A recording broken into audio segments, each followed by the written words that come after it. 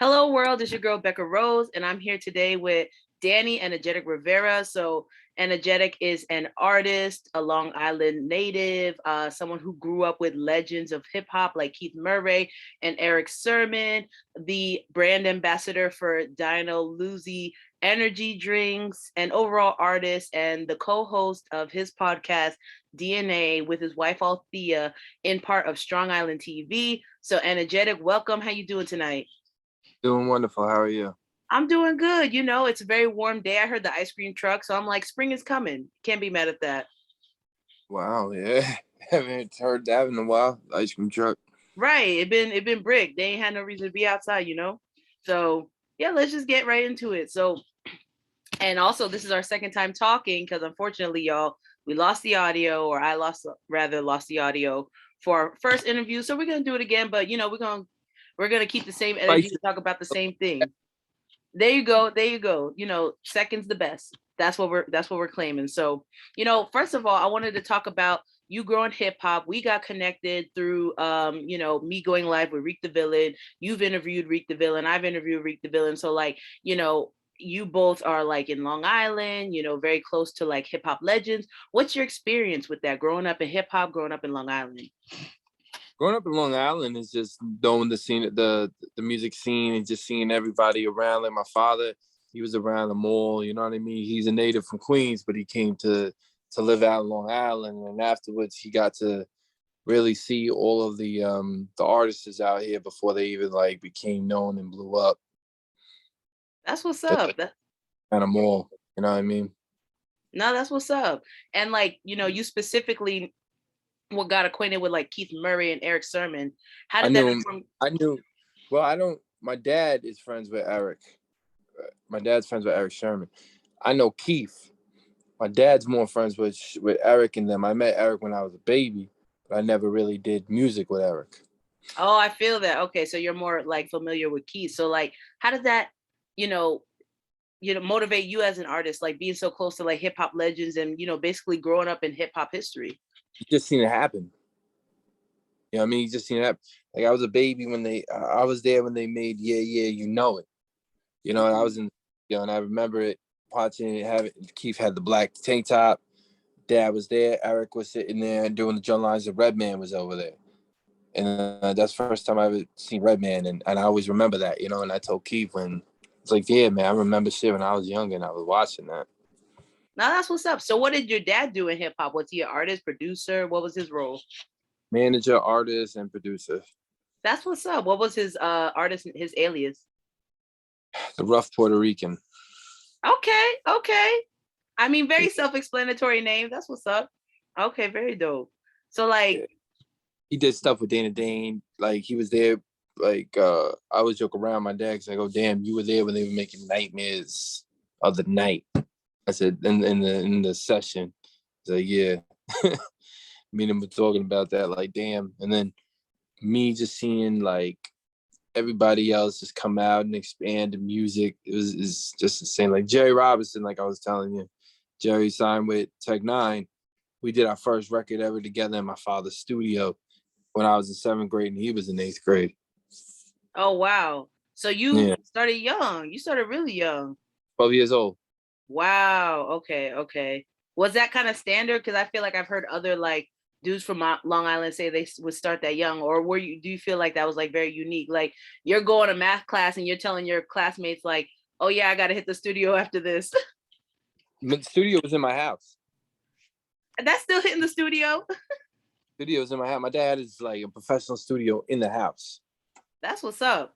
Yeah, so that's why everybody would come to the house and we would see everybody because they would work. My father worked with, I'll bring him up, Tone Capone. Is like Eric's cousin basically. So they all like knew each other from there. My dad managed Tone, and Tone was the one that gave me my rap name. Oh, Tone gave you your rap name. Yeah, and I mean, your rap name's pretty self-explanatory, but like, could you explain the story behind that? 11 years old, and I got into the mic, and I just and just get real hyper, and he's like, "Yeah, and Enjetic." I said, "Oh hell yeah!" I said that name's gonna stick with me for the rest of my life. That's what's up. Yeah. I spelled it a little bit differently. Like the way that I actually got energetic spelled that way was actually an accident. I was actually inside I was inside my computer class, and my teacher said, because I was joking around with her and I was doing like a quick little freestyle with somebody, she's like, "What's your rap name?" I said, "Energetic." She goes, "Can you spell it?" And I spelled it Enjetic. And she was just like, "That's not how you spell energetic." And I'm like, "Oh shit," but I like it and I kept it. So thank you, Miss Bucks. Right, thank you. You feel like she was trying to embarrass you, and you kind of was like, well, now you gave me my new rap name, so. Yeah, I looked at her. I'm like, nah, she wasn't. Miss Bucks is always cool. She never tried to embarrass me. She was actually Oh, one of okay. the always trying to like inspire and influence people. That's why I saw her a couple months ago. I gave her a big hug. Wow, you saw your middle school teacher a couple months ago? High school. High school? That's what's up. That's love. Wow. Okay, well, shout out to Miss Bucks. Okay. Ninth That's what grade, it ninth is. grade, ninth grade. Yeah, so you could say minute. Yeah, so high Yeah, like school. high school. Yeah. Mm. Freshman. Okay. Well, speaking of like energetic in your name, and that hat is fly, by the way. Is that merch? Yeah, I got a merch right now. We're actually working on a clothing line right now, the Energy clothing line. So I'm actually excited about it because I got the drink. I'm sponsored by Dino and the drink. Well, spokesperson for Dino, and I have my merch coming, and then I have the remember what I was telling you with the play and the Yes. film thing because I'm trying to do something 10 times different. We finished all of that stuff. Well, we're actually in the process of getting that done right now and shooting it. Yeah, that exclusive. We're gonna talk about it more, but this is like breaking news, y'all. Like there's a triple threat combo project coming out by Energetic. So we're gonna get into that too. But before we like get into detail with that, I did want to talk about like, your energetic persona and like even you being a spokesperson for an energy drink brand, Dino Luzi, like, that's so in align with who you are. So what is it about, where does your energy come from? Like, are you naturally like an energetic person? Like, do you feed off of other people's energy? Like, how do you like stay so charged up? I have no idea, honestly. It was just born genetics. Like I think I'm gonna say my grandmother has a little Mm. bit of it, but and my father, no, we're two opposites. My father's mellow, like he's like that passive type. I'm the type like running around like this, like oh my god. And it always So always seems to work out like that. Like the calm parent gets the like just buck wild child. They're like, God, I've been chill all my life. You just put all the energy into my little one. But like that's what's up. So so people would be like, you got it from your grandma, or you feel like you got it from your grandma. Like you guys have like big personalities. I got it from that side because my grandfather's side's more calm. Mm. Okay, So I that's got what's up. that side. Yeah, I got it from my grandma's side. That's what's up. And like, I mean, and it's just kind of one of those things like, do you wake up energized? Like, what's the process? Are people always telling you, like, wow, how do you have so much energy? Or is it just kind of like a natural, yeah. I don't know. I even my wife right here, she can't even explain it. I can't even explain it. Like I'll I'll break it down. Yesterday, I literally went all the way to Manhattan, came back, went into another studio session, stood there, finished 7 tracks, came back, came home, Wow. sat at home, drunk some coffee, relaxed, finally went to sleep, and then woke up. So it's insane. I It's mean, I insane. give it to you, but that's how you can do all that you do. Like, that helps you do what you got to do. I really can't explain it. I Now really can't. Like that's what's everyone's up. I can't even explain it because I get so in my head. I can always hear a melody. I can always hear a tune. I can always hear a verse. So to me, it's kind of I don't know. Everyone's like it's a God gift, but to me, it's just normal. Because I was sitting there Mm. with other artists, and they were trying to learn how to write and learn how to do this music thing, and I'm looking at them, and I'm already done with 5, and then I go, okay, here's your verse, and then my boy calls me up, yo, I need my verse today. Boom, here's his verse. Here's this, here's that, and they're like, how the hell is he doing? I'm like, I don't know. That, I mean, yeah, that does seem like a gift, but if it feels natural for you, you be a natural advantage. You know what I'm saying? Because like for you to, you said you recently did 7 tracks, and I you, did. I can do like the most I ever did in one night was 34 in a row. that's a lot And of tracks, man. Charles Hamilton, when me and Charles really hooked up. Everyone, the funny thing is, people were sitting there yesterday and they were watching me in maze, and I'm like, but you never seen CH in the studio. When you see CH in the studio, it's just another. I don't call him a human. I call him an alien because the way that his mind transpires into the beat, flips the beat, takes this, flows over here, done. Okay, next one. It's like shipping and packaging. It's like off of the assembly line, done, boom, done, boom, done, boom. I don't know. Wow. Yeah.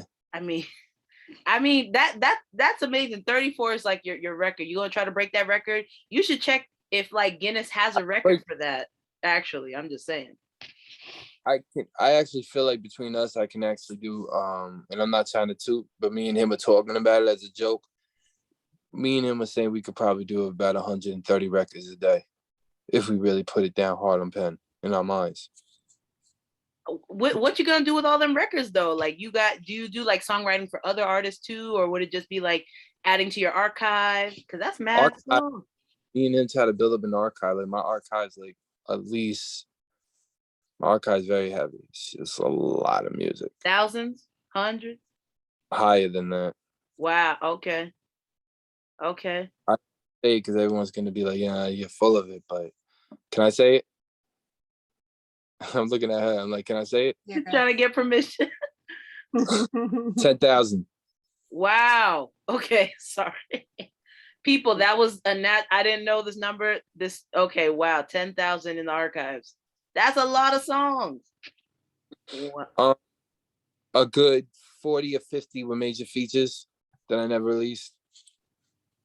And with major features, why not? Why not release them? You still got to get the yes from a lot of people, and you still got to get the paperwork done and stuff like that. But I have that all in the archive, and the songs, to me, them songs are never gonna grow old, even with the beat and the melody. So to me, that's that's why everyone's like, "Oh, but you worked with A, you worked with that." I say, "Yeah," but that's in the archive. Okay. Well, I I love it. hope they get released because I'm curious. You know, my nosiness is tapping in. I kind of want to know like who are these people in the vault and stuff. So that's what's up. But you said recently you had 7 tracks you did, and Mm-hmm. we know that you've recently released Regenerated, that project. So can you tell us more about these 7 tracks you recorded? Is this for a new project? What were they for? It's weird because she'll even tell you, I try to go into the studio a day and try to bank 10 records just to keep myself going. And the funny thing is, nothing ever sounds the same because I'm so musically inclined. So I listen to one thing and we might go Spanish.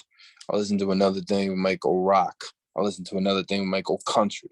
So I just always do that and always play. I know the formula of my writings, of the way I can write music, the flow and the melody now. So when I go onto a rock, I know how to hit it that way. Hip hop, I know how to hit it that way. R&B, I know how to hit it that way. So it's just so much versatile. Okay, that's what's up. And yeah, speaking of like the versatility, you basically genre bend. You can do all these different Yeah. genres. Like when I listen to Regenerated, I think of like Hungry, and I think of like, you know, like house music. And then when I think of Let Her Know, I'm thinking of like, you know, like dance electronic. So you can really like tap in. And then Regenerated is basically like hip hop. So like you really tap into all the different genres and make it sound like true to the genre you're tackling at that point. So how do you manage that but still make a cohesive project? It's weird because it's like, this is how I look at it in music. You had a star who is Hanson and Davis. And Hanson and Davis is, if everybody don't remember, is hungry, hungry for your love, hungry. That old song from freestyle music. So I was in front of him. I've been in front of Straight when he be doing stuff like, I've been in front of those strong legends. Then you had hip hop, you had Charles, you had Keith, you had shout out to my boy, the bass god, uh little B, the bass god. You know what I'm saying? They always say, so I always hear them and my father are all them cats. So then when you look at that and you can realize the pattern that they do inside the music and the process, it develops into your mind, and it sets something off differently than somebody else, because now you're seeing this and you're seeing their creativity and the way that they're writing. Okay, that's what's up. And like, so with this new project, how many genres do you think are going to be included, or at least with those 7 tracks that you did? Like, the 7 tracks that I did are all basically I did an R&B yesterday. I did the reggae yesterday. I did the hip hop yesterday. I did the country yesterday. I did the rock yesterday. oh, you did some reggae? Yeah. Okay, that's what's up. You ever heard My Nightmare, the Nightmare record? I'm in love with my nightmare. Oh yeah. Was it on Regenerated? Yeah. No, I didn't hear it. Called Nightmare. Nightmare is one of the craziest records. Like, I'm in love with my nightmare. Oh yeah. In love with my nightmare. Okay. Now that's what's up. But like, yeah, so like you basically do whatever, and like you do it well. Like that that's a talent. Not many people have that. Like that's one of your musical advantages. The fact that you can write and come up with different beats is like one of your musical advantages. What's another one that we're missing? Like, what do you think gives you that edge to be like that artist? Because like we were talking about last time, Is nobody else. Doesn't pay attention to anybody else. Doesn't care if this doesn't make sense and you put this into a record. You can always make anything make sense if you make it. See, in music, there's a key in music. The music is catching the beat and the sonics. So somebody can say something like, I hung out with you last night, but it's the way that you project it and say it, and the way that the voice comes, or the way that the beat drops, or the way something comes to your ear. That's the difference. People don't realize that. People think because they study words and lines and try to get the hardest bar that it's really going to project in somebody's mind. Like, battle rappers, sometimes they can say something and it sounds good, but they don't come out and project it the right way. That's music. The trick of music is, can you hit the beat on a certain frequency, and then that's what makes the real hits. Okay. When I was young, the sonics, that's what made me into a stronger artist. Like being very sonic focused. Okay, that's what's up. Because yeah, it got to sound good. It has. That's the major point. Like, right? It has to sound good. So I hear that. Some tips I give some of the kids I work with, the guys I work with, is like, yo, you can hit this instead of like, because some of them be like, when a couple of people beginning, my friend, the beginning, my son, my son, I'm taking it. So I'm like, okay. I'm like, but you got to be a little bit more mellow with that. Like, what you mean? Because I was just taking my people beginning, the whip it right here. So now, boom, you're playing. You're taking off of that sound that sounds hard, like certain beats. Yeah, you got to sound like this. Like I was playing around with my producer yesterday, and I was like, not juvenile, mystical. Shake that. But why still? I'm like, you can, if you wanted to, bro, we can actually mix something down like that, twist it around, and then flip it and put it into your own. And we did something like that yesterday too, but not like watch yourself. We did something I can't tell you, but when he was like, how the hell? I said, because I'm studying the wave pattern of music right now. The wave pattern that we're in right now is the Cash Money. It's a hot boy scene. Hot boys. Hot boys. So you're listening to that like, wait, Wayne, the block is hot. The block is hot. You're hearing those. I'm always hearing, like, when I'm hearing something, it's like, okay, this is familiar. How can we change this up? We can make it into our own, but we can still make it familiar. Okay, that's what's up. Like, and I think that you're right. Like a lot of the trend is kind of like the hot boy thing. Drill is hot. Being off the beat on purpose is hot. Like there's a lot of like weird kind of nuances now. So when you look at old hip hop versus new hip hop, like what are some critiques that you like have against new hip hop today? I can't say anything about new hip hop because it's old hip hop. I just That's can't, a hot because take. I can't, because 1992 in Memphis, they were doing drill, and people don't even realize that. Right. It is an older art, yeah. You had Fly, you had him, they were all doing drill.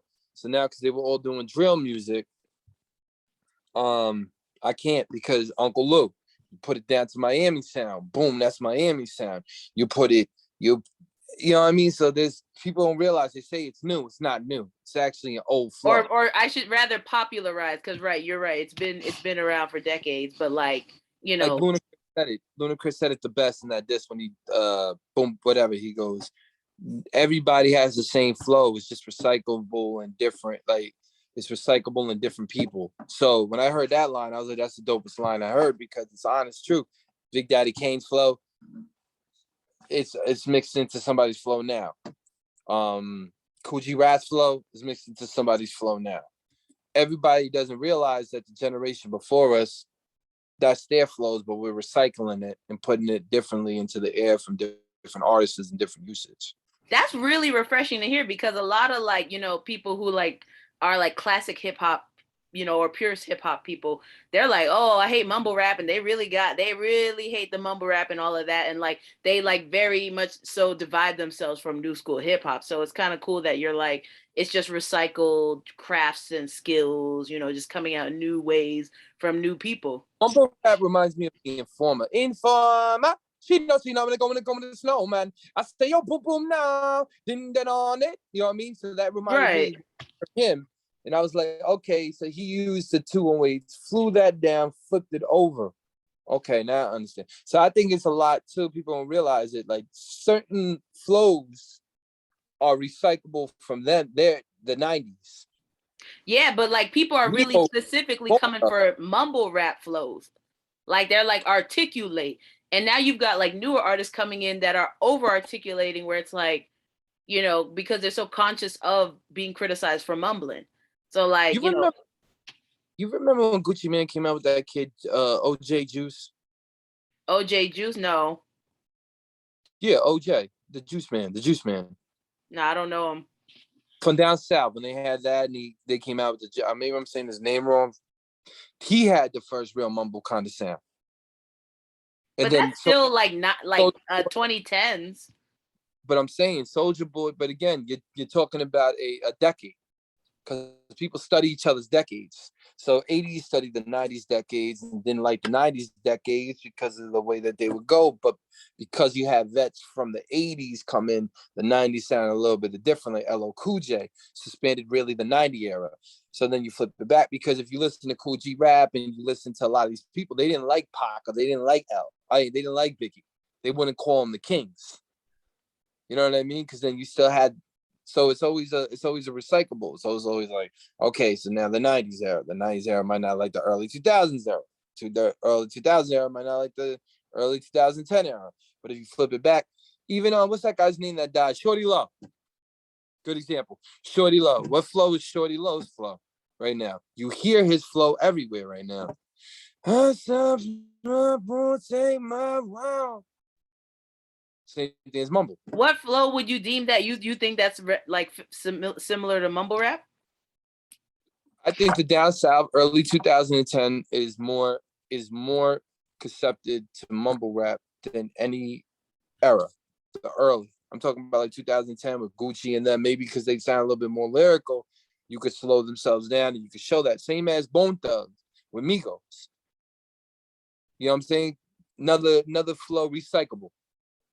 Just slow down. That was it. So what do you think it's really about? Do you think it's more about like regions accepting things? Because back in the day, a lot of Southern rappers weren't even getting the love and the respect that they, were owed, but, Northern rappers were like copying them. So it's like, is it that more than like, Are you saying like kind of like what Dipset when they took over for like that little sort of like slow sound with all of them and stuff like that? Is that what you're talking about? Similar to that, yeah. You're talking about like when Cam and them, they would come out and they would do like their kind of sounds, even though they brought T.I. up when he was younger and all of that. And right, like, right, exactly. Like, the Southern rap didn't get that respect, but yet you see that sound more and more getting popularized, especially in the North. And it's just like interesting, like, well, then what's that about, It's not that. It's more about egos. It's more about, I'm always gonna have the best flow than you, and we're the originators, and we came up, and we killed. Like if you look at Grandmaster Flash, the forefather of hip hop, he's half Puerto Rican, and nobody ever mentions that. I mean, that's a whole different conversation because I feel like that goes into you gotta pick one race.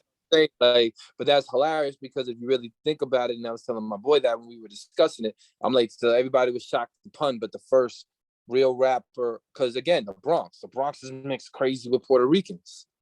So nobody would ever put that in logic. Like, why would you have to pick a side when we're supposed to actually be on the same sides no matter what? Oh, I never heard a Spanish guy spit like this. Yeah, because you never gave nobody the credit that could spit like this, but you've been listening to a Spanish person that could spit like this because the guy who originated hip hop was Spanish. So I never understood that when I was speaking to someone. They were like, really? I'm like, what? I'm like, it's just knowledge that they grew up when we were younger. Then that they would always, you know what I mean, close cap everything. So even with the South, that's why I brought the South up. You had Outkast. You had a lot of crazy lyricists, Andre 300, 3000. You know what I mean? Like geniuses from the South.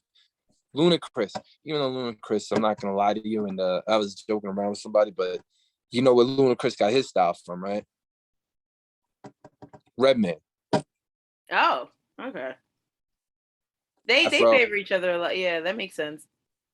So like you would hear Ludacris every time I would hear Ludacris and stuff like that. I would always hear Reds because they're down. And then all of a sudden you would get but you gotta hear that the sounds. The only thing different is that the South was coming up hard again and they needed people probably to put it in. You know how the perspective usually goes with that. Right, yeah. So okay, you think it's more of an ego thing, but I don't know. It seems like some swagger jacking. And it Yes, seems like it's like you got people are like sticklers because everyone thinks that their era is the best. Purist hip hop think their era is the best. Drill. it's most able A&R is trying to capture the same exact thing, but in a different area. Okay. You got it, because people don't realize it. It's a business. At the end of the day, somebody sees something like Toys R Us doing, not Toys R Us, that was a bad one. Somebody sees Pepsi Cola doing good in one area, right? And they got this new flavor, whatever, doing good in that area. They want to ship it to that area because they want it to be, the same profit as this one. So it's all a marketing game. That's it. Everything that you see now in music is all a marketing game. It's all to make somebody upstairs more rich, not to help out the artist. It is what it is. I think we know that because how many artists have gotten caught flexing and they don't own their gold ain't real. Like, yeah, I don't know that that's necessarily a secret now, especially nowadays with social media. You can kind of expose artists quicker and say like, oh, you're But bragging about this and that. that's because the artist is not an artist. If you're living the life that you say that you're living, why don't that's the difference between our era and artists now. Now we're gonna get into it. So what's the difference between old school and new school? Difference is that I can't even say the difference because you don't even know some of these people were flexing back in our day because you would never know. So that's a good perspective I could put there. But the thing what I'm trying to say is you had more authentic artists coming from our era than this era because most of the eras nowadays are getting wishy-washy where the artist comes out for 1 year and then forgotten the next year. Comes out 1 year, forgotten the next year.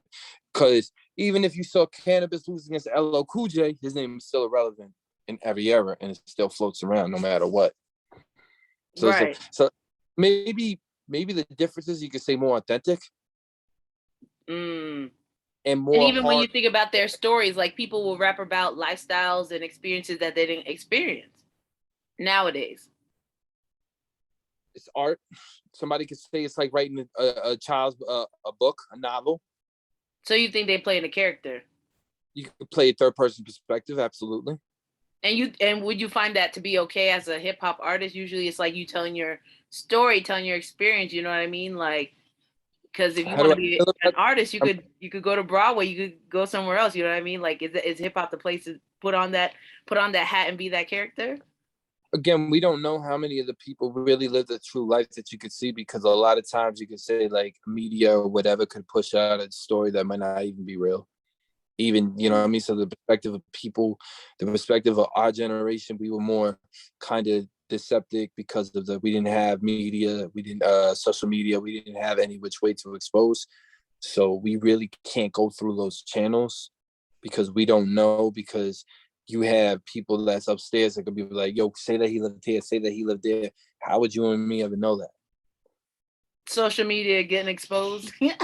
But I feel you. I feel you. Yeah, Like, there it's there's a lot like of there's these 360 deals, and there's like a lot of like influence that has nothing to do with the artist basically nowadays. the art gets lost more nowadays. I'm not gonna lie to you, the talent gets lost more nowadays. But again, it's a business, so it's like It you always can't been a really. business though. Them same upper ups been there since, your era of hip hop and before then. It's a business. Is all I gotta say, and it's just it evolved in a different way. I'm not gonna say I'm happy about the way that it evolved, but it's still a business at the end of the day, and somebody upstairs is making a check. Right. Now I You gotta feel know that. you're the responsibility of an artist is to protect your own art, and if you feel like you don't want to go that route or that genre or that way, you don't do it. How do you deal with that, knowing that, like, as you're building your art, you could potentially be like kind of like answering to this higher, power, like, or are you planning to avoid that entirely? Comes with the responsibility of my art because I'm the one that's sitting here putting things out to existence. So I'm the one that, if it wasn't for me, the universe never even hear those words, never even heard those lines. So I already know the responsibility that comes with it. Could Oh, be a oh, negative. yeah, not I meant like, if you ever like if you're like ever decided to join a label or No, something no, no. like But that where you I'm explaining it to you. oh, you got you said higher power, like, spiritually. Basically, but that's what brings you into certain frequencies, and then when you go into the frequencies and music and the logics, you know what you're doing. That's So how. you're saying you're gonna like handle it with more caution? Exactly. Okay, okay. So yeah, like I also wanted to talk about, because you've got you're like this very energetic, charismatic person. You've got your music, you've got your energy drink spokesperson title, but you also have a radio show, D&A. So can you tell the people what that is, what it means, what do you guys talk about? My DNA basically means the Danny and Anthia show, but that's my DNA because she is my DNA no matter what. She's my manager. We work together. She teaches me things she's my backbone. That's it. My whole backbone in life. And I would never give it up for the world. And That's Althea, folks, is his wife. Okay, that's his wife, D&A. So they co-host a radio show together. And what's the show about? Yeah, you better flash the bling on us. upcoming artists. mm. Doesn't matter if you're a hip hop artist, doesn't matter. It matters if you're an artist. Any artist that has talent, hit me up because I would love to hear what you have.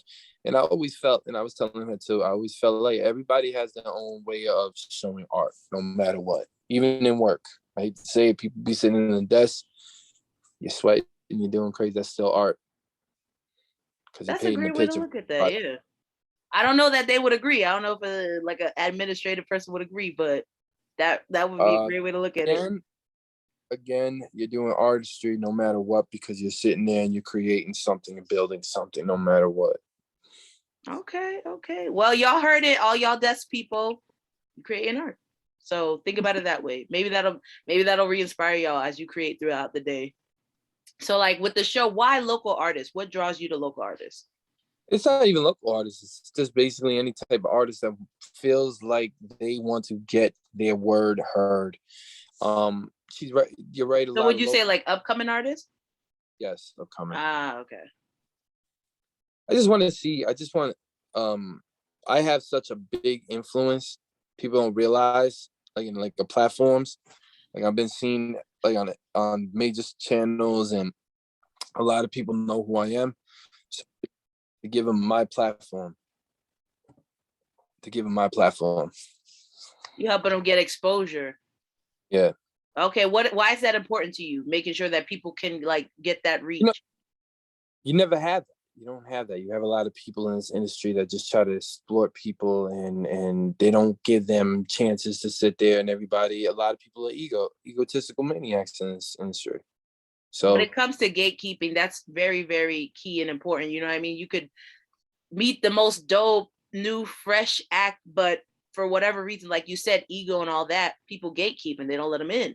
You know what I mean? And like I've been blessed to like connect with a lot of folks in Long Island who don't care about that. And they're like, look, like if you're ready to work, you know, if you've got something to offer, let's work. So like, do you think that's a Long Island thing? And we were talking about this a little bit the last time, like, you know, Long Island, like guys and like networking versus like borough artists and things like that. You think there's a difference? You think there's like more ego in the boroughs? All the same. Depends on who you walk into, who you're next to. Gotta remember, a lot of people don't have a certain talent that you might have, that might be scared to sit there and open up a door for you. Because if they open up the door for you, they feel like they lost their spot. That's it. Have you ever come across somewhere where you were like, this could be my replacement? Like you ever felt that weariness of connecting with somebody? How does that feel to not have that intimidation? Because it's really they're intimidated. They don't think they have enough skill to like last on their own. You know what I mean? To be honest with you, it's not intimidation to me. I actually kind of feel a little bit a lot of times like, why can't you find that because you can only do this for a certain amount of time. And when you find that person, that's when the higher ups are telling you, hey, it's time to bow out. It's time to give them your placement, your crown. You had time. Like my advocacy, like I was trying to tell you, I went and I made the decision to pass the torch. These people are not passing torches anymore. That's why you see a stagnant, even in music, even in life right now, because people are too scared of their entitlement. They don't realize what they gave birth to has to grow. So I think we agree. It's like a level of intimidation. They're afraid. They don't want to be replaced. And yeah, like, but it's time things to grow. Like you gotta let things grow. If things don't grow, it's never gonna be a good thing. Okay, y'all, you heard it. Gatekeepers, please think about it. You know what I mean? You're blocking. And like, do you believe in karma? Do you feel like that's bad karma on people? Do you feel like people gatekeep and get away with it? Or do you feel like it's going to come back and get them some way, somehow? If you don't ever let anything ever basically develop or ever become anything, it's just honest to God, it's going to bite you in the ass sooner than later. That's how I don't say anything. You don't got to say anything. But because you lost your chances on that person or lost even working or doing something with that person, it's going to bite you in the ass in the long run. I agree. I really do. So speaking of D&A, you work with like, upcoming artists. You basically make sure to show that love, spread love, and you work with your wife. Like, what's up? Repeat.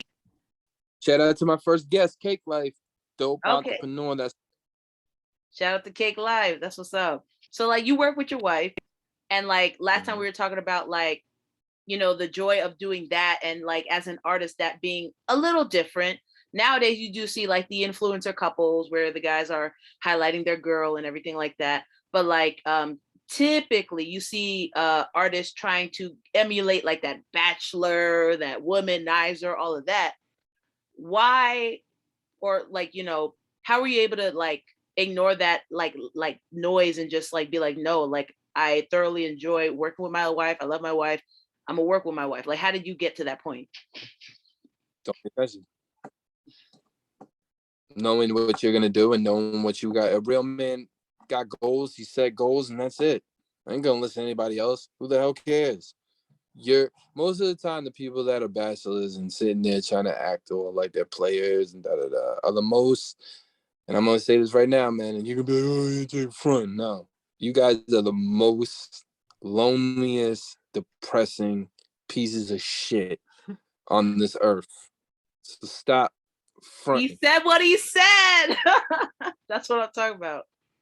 Because most guys won't say it. They're going to act like it's so cool. They're going to be 60, 50, 90, thinking that's cool. And it's like, dude, that's not sustainable. You know, guys are the same guys that write the freaking love song over and over again about a woman. What the hell are they fighting for? Like, shut the hell up. But get your freaking big boy pants on, walk outside, and go get yourself a wife and stop talking shit. When you're 20, can understand, but when you hit a certain age, it's just corny. Right. Like, and what, but for you personally, were you like, did you know you wanted, because you know, there's that story, right, where No, women are like, oh, he got his heart broken 4th grade and now he's mean to women or whatever. But were you always like, no, like I want a wife, I want a relationship, like, you know, how did you evolve into like a happily, you know, proud of his wife married guy?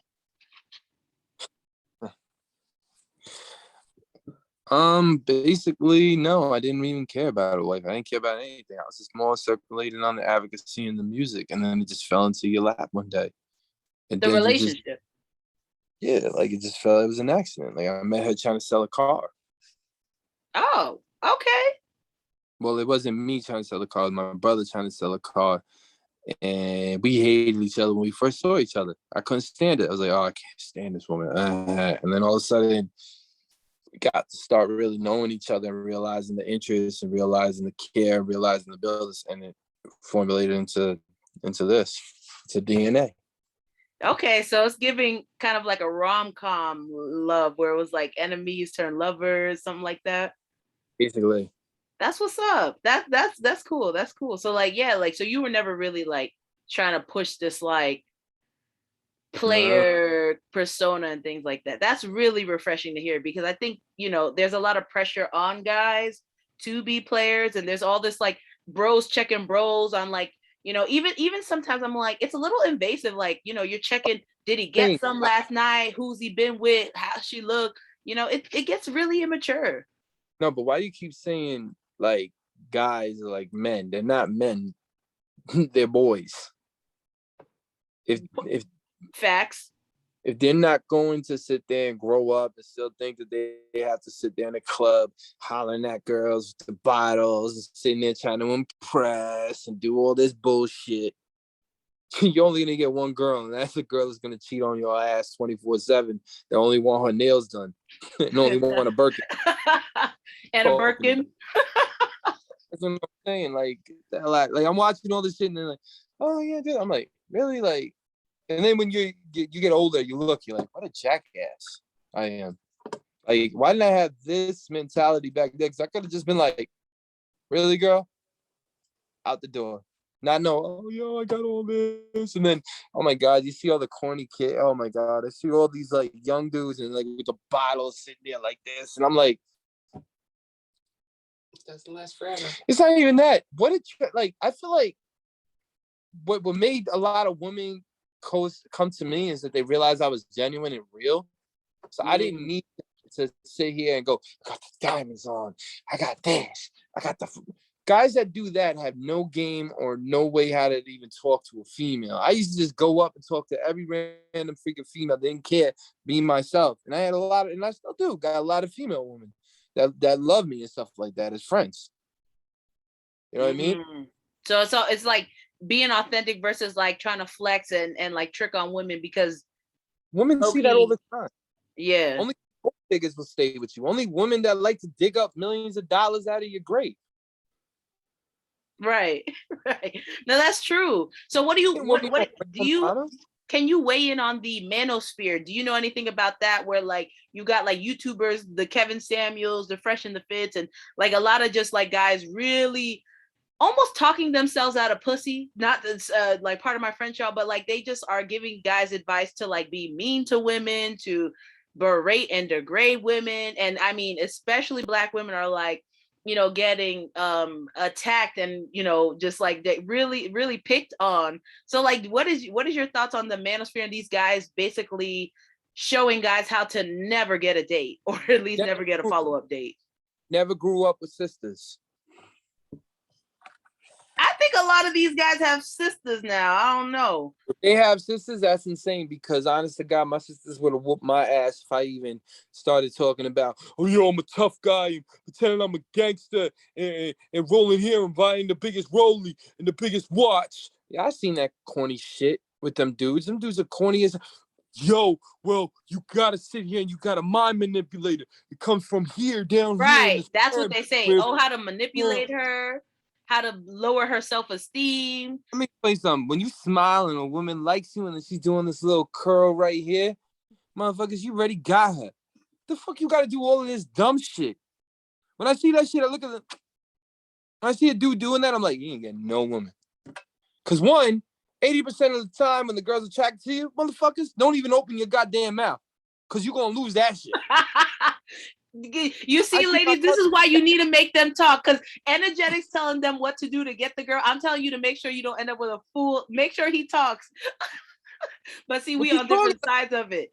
Because but he's right. Like, if you guys like, just be quiet, just be quiet. Yeah, like what the fuck? Like, I'm sitting at the bar one time. This is like in my early 20s. Guy sitting there, and I'm watching the girl. And now me, growing up with sisters, you know when a girl likes you, you watch the body movement, you watch her nervousness, you do this. So you can see it through the. So I'm sitting there and I'm watching. And all of a sudden, the guy starts talking, and she went from to being, I gotta go to the bathroom real quick. And then when she did that, I'm like, bye. It's over. Gone. You lost.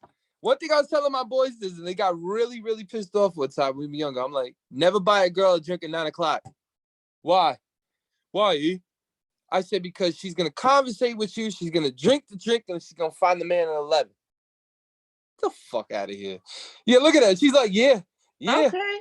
Yeah. I didn't know. Hey, but listen, every woman, I don't give a damn. I don't care. I'm going to say this right now. All you women have warm-ups. You girls, when you come out there, you girls have warm-ups.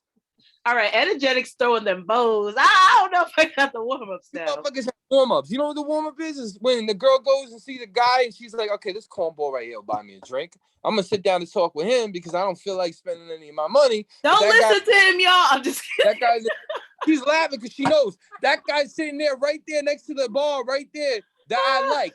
All right, cool. Boom. All of a sudden, my man did the same thing. He's like, yo, she's feeling me. She likes me. I'm like, what time is it? 9:30? Yeah, okay. She's going to leave him at 9:55. Okay, I'm looking at my cousin. I'm like, watch this. Okay, it's 9:54. Oh, I got to go to the bathroom. 9:55. Told you. And then my cousin's like, this crazy motherfucker. I'm like, how did you know this? I'm like, an alpha male consents beta anytime. And I'm an alpha, baby. So I don't be playing with that dumb shit. I don't pay attention to that dumb shit, and I ain't no crybaby. And see, look, some guys would dare to not call you an alpha because you are good to your woman, which you would think is like a normal thing. But like they would think that's beta and simp. Like, so like, yes, y'all, you can be an alpha male and love your woman. I don't understand what is this like desire to hate women. And also the warm-up guy, it's only regional, because in Florida, if a guy gets you a drink, he's gonna try to hold on to you all night. It gets weird. So it just depends. No. I've been in Florida, okay? I've been in Florida. There's a difference between New York, Florida, down south, and A-Town, in Atlanta. In Atlanta, a man is 10 times different than a New Yorker, and a New Yorker is 10 times different than a Florida guy. Yeah, I know. I know. I've been in Florida where they try to hold him. Hey, wait, you ain't going nowhere. Yeah. They'll make you go to the bar with them to get the drink. Like, they're like, no, like, you're mine for the night. So you don't even want the drink anymore. Whereas New York dudes, I've been out with my homegirls where the guy's not even talking to me. He's talking to my homegirl, but he gets me a drink and he'll get us all rounds. Like, and he'll say, well, y'all enjoy. If you want more, find me, like, and yeah, but at the same time, you're already damn well bored. Didn't you see what you just said? Right, but I like that. You're already bored of that guy. No matter what. Did you just see what you just said? What I just said? He's already looking at my homegirl, trying to highlight my homegirl, but he goes and buys me the drink. But let me clarify. He bought her a drink too, but let me clarify. He bought her a drink too, but he bought her the drink, but he bought me one too because I was with her. So it's like more like I'm going to be good to you and your homegirl. You know what I mean? He ain't getting you. That's basic. He's just trying to. He ain't getting you. He ain't getting you, guys. You know why he ain't get you? Why? Because you ready to put him. You ready look at back in your head. You're like, look at this sucker already. He already got his drinks. But do not do. Listen, I've been around females all my life. Okay, I sat there and hang out with my homegirls, and I watched my homegirls, and they're not even gold diggers. These girls are lawyers, and these girls make their own money. But they know when a guy be trying to be authentic, or just be a sucker, or just try to be somebody that they just didn't get over on. Man, I that's don't think ridiculous. that guy was a sucker though. I think he was just I trying to didn't say he play was it a sucker. cool. I No? didn't think he was a sucker. Oh, okay. What I'm trying to say is that you girls already sniffed him out and already figured out what he was trying to do. You understand? I ain't maybe my homegirl did, but I really be lost in the sauce. I can't even tell when guys are hitting on me half the time. So, but Love you, Roxanne. No, it ain't Roxanne. Rebecca. Oh, Rose, I'm sorry. Love you too, Althea. Oh, God, Rose, I'm sorry. Hey, But how you doing? I'm loving you. Go ahead. I'm sorry. Go ahead. No, it's all good. But yeah, I mean, see, that's why we got to talk again because, like, you know, when it comes to relationships, I feel like there's a lot of different perspectives, and like you got it like as a guy who like has homegirls. I'm doing it as a girl, like as a woman. You know what I mean? Like there's all these different perspectives. But It's I just think weird. It's just weird because. Oh, we need to do a one-on-one. Yeah, definitely. Ooh, we should. Yes, Althea. Okay, y'all. Listen, Girl. wait for that one. That's gonna be good. All I have to say is, men, women have their own language, and you will never, ever in hell figure it out. So When what do they do? What do you guys do? You guys do this. You guys literally, you guys got your own language. That's it. So what do men do? How do men like deal, like, you know, get Us? through all that? Yeah. Us? Yeah. It's like reading barcode. But like when you guys like laugh, like shit. Is she going this way? Is she going this way? Is she going this? It's like reading Braille. It's like a blind person reading Braille. You're trying to get the freaking letters out, but you can't get shit out. And then it's kind of like, and then you're just waiting for it. You're just sitting there with your boy. You're like, oh, I'm fucked.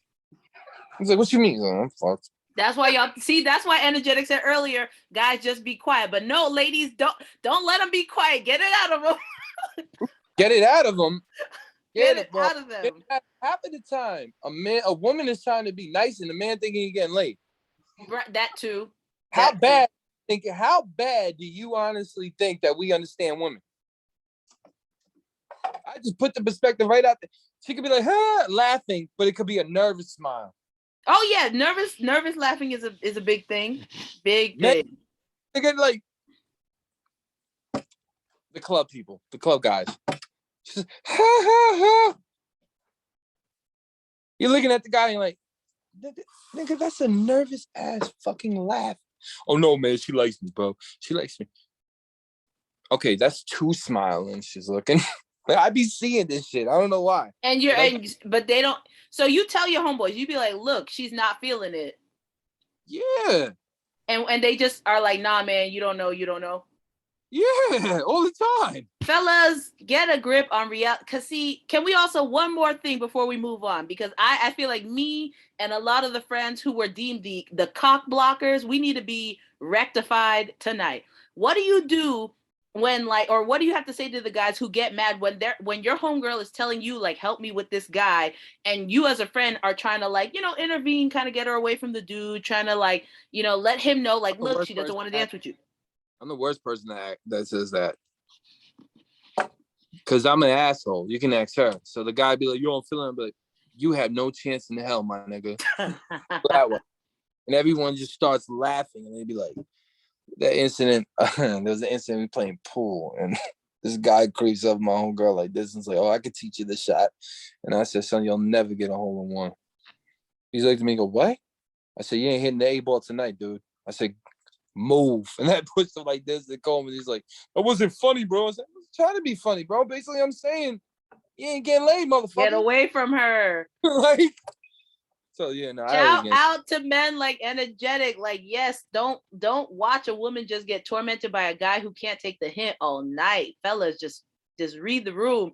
And I'll be fair. Look, I'll even be fair. Women who can't read the room and you rubbing a man's arm up and he's just not feeling it, back up, sis. Like have some dignity. So either, I'll be fair. But like, yeah, a lot of these dudes do a lot. And women are like trying not to get killed. That's really it. Let's not forget, these guys will shoot somebody over, getting rejected. And that's very scary. You know what I mean? And everyone's just trying to have fun. I'm sorry for laughing, but you ever go, I'm guessing, have you ever been on one of those blind dates or like Tinder dates or something like weird? Oh, like through online or something? Yeah. Online dating is horrible. I'd rather meet in person. Just thinking of an incident that my boy had to go through. Oh, catfish? Even worse. Kitten fish? Where like she had an older picture and then she shows up and so when Tinder first came out, my boy wanted to go meet this girl that he saw online, right? So she's all right looking, right? Get there, this girl's a freaking model and a half. So he just starts shitting his pants. Like, I'm like, what's wrong with you? He goes, I said, shit, didn't you want something like that? He goes, and like, I wasn't prepared for this, man. Like, you had to be there because the dude literally crunched up. Like you ever see a cat when a cat's like back goes up like this? Because he doesn't have, a lot of the dudes who I was around, they didn't have, like, you see the way I am? I can just talk to anybody, don't care. You hate me, you hate me. You love me, you love me. It is what it is. That's why I learned in entertainment, even when I jump on stage and do music, they're going to like you, they're going to hate you. Who the hell cares? You had a good time. That's it. He got scared. Period, yeah. He got scared when he saw her. So my eyes just started laughing because I'm in the car. Remember, we're young. So when it first came out, we were young. So we're just laughing hysterically because he's holding a rose like this, and all you see him just shaking like this. Like looking like he's about to have a seizure. And I'm like, oh my God, I can't with this dude. So he's trying to talk to her. And he's like, very, very nice to meet you. And this cat tongue to us. Ask her name, dummy. Man, we took off on that fool. You know who that girl became? His wife. What? Wow. Killed that mood. And he killed that mood. Wow. So he okay. I mean, we had to push. He was so scared. Wow. Took off. I went like this. Took off with the car. It was like, have fun, sucker. Boom. Took off. Me and my cousin took off. Yeah, he got married to her. Wow. Okay. Happy ending. Okay. I didn't think it turned out that way, but that's good. That's great. I was laughing because I was just thinking about that. It's like, what I learned too is never let an experience leave you. Always understand the experience and go through. Somebody will hit me up that I don't even know. So I just go see them because I don't know what the hell they're gonna bring out. Like I was telling, I don't know if you saw the story that I said where a guy hit me up online when I was an advocate first trying to do it, and he introduced me to Governor Cuomo. I didn't see that. Yeah, like I didn't even know this guy from a hole in the wall. He hit me up and said, come hang out with me. Come here. I like your organization. I'm like, okay. And I went and I met the town supervisor with him, and then we went to the college and met Governor Cuomo. So I always just because he saw you and was like, I want to hang out with him. I want to hang out with Enjetic. I didn't know him at all. You like my music? He's like, can I meet you? I said, all right. And that was it. Why'd you meet him? Me? I don't know. I wasn't gonna even go. And then someone just like go, and I went. Okay. Even with you didn't even want to come. You were like, no, I'm not gonna go to that diner, and then all of a sudden you met me. So stop lying. Stop lying like, oh, I didn't take chances. You want to know how me and her met? Oh, God. She went to a diner. It's my brother's birthday. And we were at this, deck, Dublin deck, right? She was actually at a karaoke place singing karaoke, right? We all went to this diner. She stops. She comes with this guy named Rich. I'm trying to talk. She's not paying attention because she was a biatch. Straight up bitch. So she didn't want to hear nothing. She was just like, and then she gave me that weird look, like you're an asshole look, like when you're trying to make a laugh, she was like, and then whispered in her friend's ear, like, can I get the hell out of here? And I'm that like, just meant you had to be funnier. Oh, God. Not even funny. She's a bitch. That's what she's laughing. Okay. That's what she's laughing. Hold up. Let's get funnier. So then, out of nowhere, my brother had this car. What kind of car was it? The Toyota CXR. Yeah, CXR car. And she's like, oh, I want to buy one. So I was doing some field work with a Toyota at the time. My brother just got him into it. you want to take a ride? Then all of a sudden, I look at her and I'm like, yo, I got the same kind of car. Boom, and I peeled it up in the Nissan Route. And then again, her smart ass freaking remark, I don't like that car. Oh, okay. I like this car though. And then I'm like, oh, you know what? I'm like, I can't stand this woman. I'm just gonna go sell her ass a car and get some money.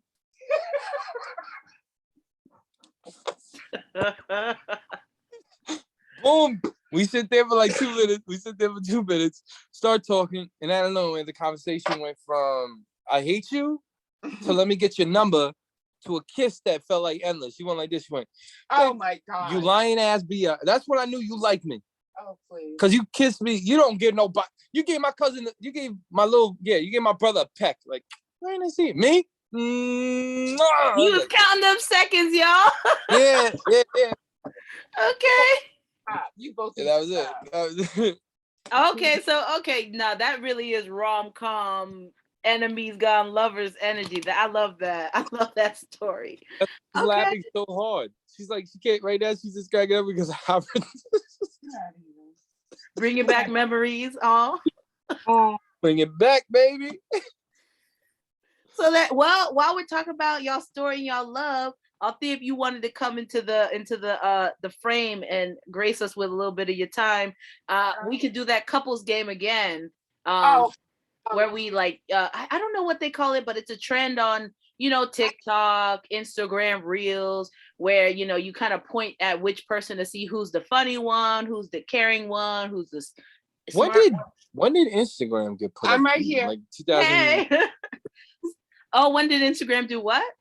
When did Instagram first get found? Because I didn't even have an Instagram. Like I really started going hard on Instagram. Oh, adding those features. It's been the past couple of years, and now it's e-commerce based. It's not even about the pictures. That's a whole nother thing. My marketing hat I eye rolled at that because they're definitely following the same. Facebook truly does own Instagram, and we can see because the formula has been copied. So if you want to do Facebook ads, Instagram ads, go for it. You're gonna have to cop up the money. If not, you're probably gonna want to start putting content on TikTok because that's probably your best bet right now. TikTok and YouTube. Yeah. I like Google because Google brings Google real ads? people in. And Google has Google Ads has its thing, but they don't have a social media platform yet. They gotta make a Google social network. Yeah, nobody exists anymore. Nobody does what anymore? Nobody exists anymore. TikTok will be gone. Everything will be gone because Google rules everything. So people are predicting that social media will be wiped out. They really do think that. So, people, you better start saving things on your USBs or printing photos out again because it might just be gone one day. Again, MySpace, same thing. We don't have none of our pictures on MySpace no more. Right. R.I.P. Now it's a music platform, but no one's really on it. But anyways, let's get into the couples game. So same thing as last time. Whoever the answer pertains to, thank you, Anthia, then point at that person. All right, ready? So who is the funny one? Definitely me. Who is the stay-at-home hermit one? Who is the adventurous one? Who is the romantic one? Who is the emotional one? Who is the brains of the operation? Of course. And who's the foodie? And who is the happily married one? Both of us. Hey, that's what I'm talking about. So, thank you for the couples game, y'all. And before we even close out, we got one more thing. There's an exclusive. This is an exclusive that Enjetic's been so kind to share with us. You have a triple threat project coming out, a film, a book, and a project. So can you tell us what's the name, what's it going to entail, and when can we expect it? Let Her Know is the name of the music play. And the music play is actually a drill. Actually, it's the first musical with drill beats and music on there. I want to do something different. I want to sound like everybody else because everybody else is doing that R&B sound. I was like, nah, I'm going to make a musical that nobody has ever heard before. Nobody even knows what to do and everybody's going to be confused about. So I said, yeah, I said it's time for me to actually take, because I don't know if you listen to a lot of my music. It's very artsy. Like it's like kind of Yes. like you can always like envision like a play, or you can envision like the video right off the bat. Even the Like I like theater. the animations and all that too. It's yeah, like you say, it's very like theatrical and yeah. Oh, you're responsible for the animations, Althea? Yeah, You're an my animator? my idea. No. We got a good. Oh, oh, okay. Oh, it's your idea to create the animations. Okay. Dion's cartoons. He was the one that we found through a friend, and I thought it would have been a good idea to incorporate, animation with some real life footage. That's what's up. Yeah, and I like that. I like that in the video Let Her Know and Regenerated, right? Those are a couple that have those are a couple of videos that have that animation and real Yeah. life. The Yeah. regenerated has the animation and the regular footage in it. And Charles Hamilton. And Charles Hamilton. So New York in the house. I said Brooklyn in the house. Okay. Is in the house. I said Bronx in the house. Okay, that's what's up. So with this music play, it's gonna be the first one with some drill in it. Yeah. What's the name of the project? Let her know. Let her know. Oh, Let Her Know. Okay. Oh, yes, the music video. And oh, that's true. You also used Althea, your wife, as the muse in that video. Correct. And I thought that was really dope. Like, so once again, y'all, like, it's cool to love your woman and celebrate your woman, because that video was very beautiful. You were in the crossroad when I wrote that record. That's why if you ever hear For All Eternity at the end. Right, Yeah, yes. It felt like a I got you, I'm not going anywhere kind of track. You know what I mean? Exactly. Right. Yeah. I gotta let her know Daddy ain't never I gone. really like that one too, yeah. I want you, girl. Oh, wait, because we're gonna have a remix coming out on that one as well. Yeah. And with Ooh, the okay. Shake it for the money, shake it for the money, shake it for So the money. remix is coming, y'all. You heard it here. The remix is coming for Let Her Know. It's coming up. All right. So we've got the music play, the book. Tell us about the book. The book is basically kind of like a West Side Story kind of thing, but it's like modern time. So I was like, yo, that the young guys are gonna remember. Something like Grease too. Something different that nobody's doing. Footloose. So that's where I really got all my inspiration from. Okay, you like those I don't know what they call them, but basically that 50s era with the he loves musicals and musicals, and okay, that's what's up. So you got the musical play, you've got the book, and you've got the project. Tell us about the project? The project is basically on like, first off, I had to get it changed because I was going to do something on the drill scene. I was going to do something about the mayor banning drill, and I thought it was going to be like that. But then it was kind of like, okay, if I do that, I'll probably get into a lot of issues when it comes to trying to put it out, because they would probably try to ban it.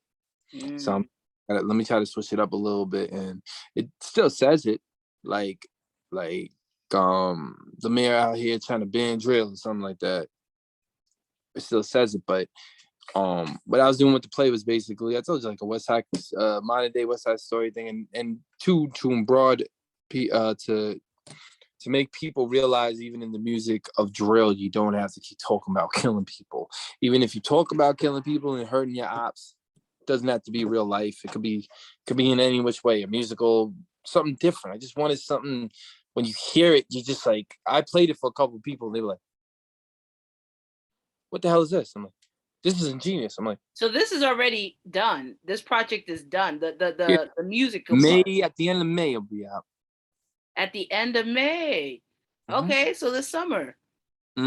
Okay, so will everything be done? The book, the play, everything's gonna be out?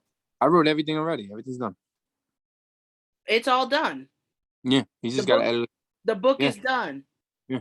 Wow. Okay, so y'all tune in, and what's the name of it? Let Her Know.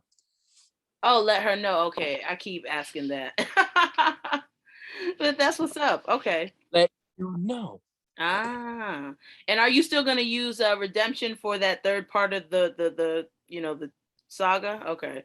So y'all, Well, she gave me the name for I the did, album. and I wish we had the audio for that because that was a great moment. But y'all, like, I kept mixing up Regenerated with Redemption for whatever reason, and Danny and Althea were like, "Well, hey, that needs to be the third track name, project name," and I was like, "Oh, dope." We But have it on the bulletin board. Like we have a bulletin board that we do with music, and we wrote it right down. We when you said actually it. I wrote it on the whiteboard. so it's official. Okay. Okay, so it's happening, y'all. So we're already, there's some kind of synergy going on already because I don't know why that word kept coming to me then, but this time I remember Regenerated. I was like, no, it's definitely Regenerated. But yeah, so that's what's up. So we got the exclusive on this new project with for Let Her Know there's gonna be a musical play and a book. It's already completed. We're waiting for it to come out coming this summer. Okay, y'all. So yeah, Enjetic, is there anything else you want to let the people know? You want to end this off with? Record. What's up? Synergy. You should stay online with us for the whole night. Really, she's really good at this. Oh, what happened? What? Some with Synergy? That sparked another project name. Yes, it did. See, people, I don't know. There's some collaborative energy going on here, cause yeah, and I mean that would really work with your brand. Yeah, she's a keeper. Just did. Yeah. She's a keeper. Clothing line Synergy. Okay, you know what? Don't think about that now. Go ahead. Yeah, no, I just want to say if you had any final words for the people before we sign off. Keep on your dream and just keep on working no matter what anybody says, man. And just always remember, you can't be bigger than the record, and let your art speak for itself. You ain't got to go around telling everybody what you do. Be humble. Be appreciated. Just do the work, basically. Exactly. I hear that. And to all you players out there and you crazy bastards, you don't know women. And right, if there's a takeaway, just y'all get it together with how you deal with women. You don't know. But truly, y'all, like, I appreciate Enjetic so much. Thank you so much for speaking with me, Althea. Thank you so much for speaking with me, you guys. This has been Feel the Music. I'm your girl, Becca Rose. And, tune into Enjetic. Please listen to his latest project, Regenerated. It's available on Spotify. It's available on YouTube. And it's available on Bandcamp? Yes. And Bandcamp. So check him out. Show him love. And keep your eyes and ears open for the Let Her Know project coming out with a musical play and a book this summer. All right, y'all. So it's gonna be cool. It's gonna get good. So until next time, goodbye, world. Bye.